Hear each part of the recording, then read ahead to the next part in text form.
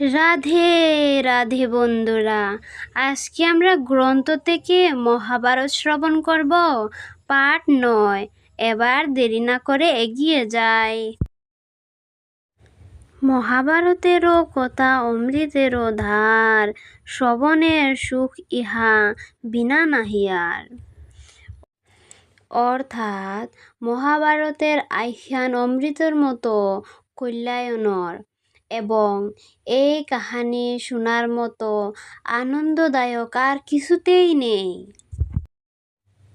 এবার শুরু করি জরৎকারের বিবরণ।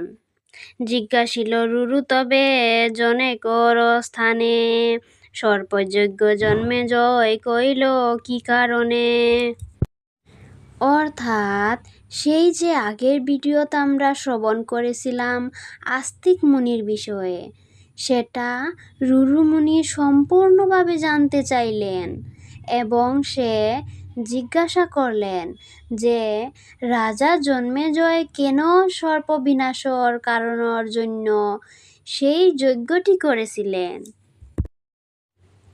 প্রতিমা বলেন, বাসা কর অবদান, মহাশৌর্য সর্পযজ্ঞ অপূর্ব আখ্যান। অর্থাৎ প্রতিমা বললেন, প্রতিমা অর্থাৎ রুরু মুনির মা, সে বললেন নিজের পুত্রকে যে হে পুত্র, মনোযোগ দিয়ে শুনো, মহা আশ্চর্যর সর্পযজ্ঞের অপূর্ণ কাহিনীগুলি। জটাচার্য বংশে জন্ম জরৎকারু মুনি, ঊর্ধ্বরেতা বায়ুবুক যুগে মহাজ্ঞানী। অর্থাৎ জটাচার্য নামর বংশে মুনি জরৎকারু জন্মগ্রহণ করেছিলেন এবং তিনি ব্রহ্মচার্য পালন ও বায়ুবক্ষণ অর্থাৎ না খেয়ে কঠিন তপস্যার মাধ্যমে পরম জ্ঞানী হয়েছিলেন।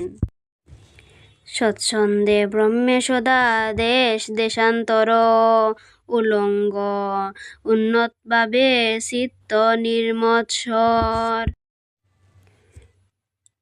সেই যে জরৎকারু মুনি, তিনি সর্বদা স্বাধীনতাভাবে এক দেশ থেকে অন্য দেশে ঘুরে বেড়ায় এবং তিনি বাহ্যিক বেশভূষা বস্ত্রহীন অর্থাৎ নির্বস্ত্র হয়ে ঘুরে বেড়ায় এবং তিনি আচরণ পাগলের মতো হলেও তার মন সম্পূর্ণরূপে হিংসাহীন অর্থাৎ পবিত্র তিনির মন। একদা অরণ্য মধ্যে ভ্রমে তপোধন, হেন কালে গর্ত এক করে নিরীক্ষণ। অর্থাৎ একদিন সেই তপস্বী অর্থাৎ সেই জরৎকারু মুনি বনের মধ্যে ঘুরে বেড়াচ্ছিল এবং সেই সময়ে তিনি একটি গর্ত দেখা পেলেন। তার মধ্যে মূর্তিগত লম্বমান দেহে, ঊর্ধ্বপদে অধোমুখে সরি সরি রহে। অর্থাৎ গর্তের মধ্যে তিনি অনেকগুলো আকৃতিকে বা লোককে লম্বাভাবে ঝুলে থাকতে দেখলেন। তারা পা উপরে ও মাথা নিচে করে সারিবদ্ধভাবে ছিলেন। একৌলা মন ধরিয়াছে সর্বজন, মুশিক করিছে তায় নিয়ত দংশন। অর্থাৎ এখানে বোঝানো হয়েছে যে ঝুলে থাকা সেই যে সমস্ত লোক একটি মাত্র গাছের আঁকড়ে ধরে আছে এবং সেইখানে একটি ইঁদুর এসে শিখরির ডালটিকে ক্রমাগতভাবে কামড়াতে চলে যাচ্ছে। অর্থাৎ এখানে বোঝানো হয়েছে যে এই যে গাছের ডাল, সেটা হলো মানুষের জীবন, আর যে ইঁদুরটা কামড়াতে চলে যাচ্ছে সেটা হলো সময় বা মৃত্যুর প্রতীক। যেটাই জীবনকে ক্ষয় করতে চলে যাচ্ছে।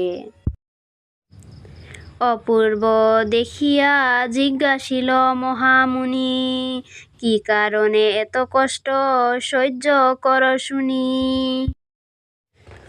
অর্থাৎ সেই যে অস্বাভাবিক দৃশ্য দেখে মহামুনি জরৎকারু তাদেরকে জিজ্ঞাসা করলেন যে আপনারা কি কারণে এত কষ্ট সহ্য করতেছেন, আমি তা জানতে চাই।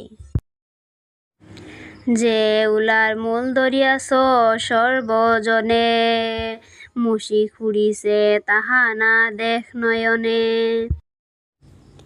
অর্থাৎ জরৎকারু মুনি আবার বললেন যে তোমরা সকলে যে গাছটির শিখরে বা ডালটিকে ধরে আছো, সেটা একটি ইঁদুর এসে সেই ডালটিকে কামড়ে ক্ষয় করতে আসে, সেটা কি আপনারা দেখতে পাও না? তারপর কি হলো এই কাহিনী, সেটাও যদি শুনতে চান তাহলে সাবস্ক্রাইব করে পাশে রাখেন।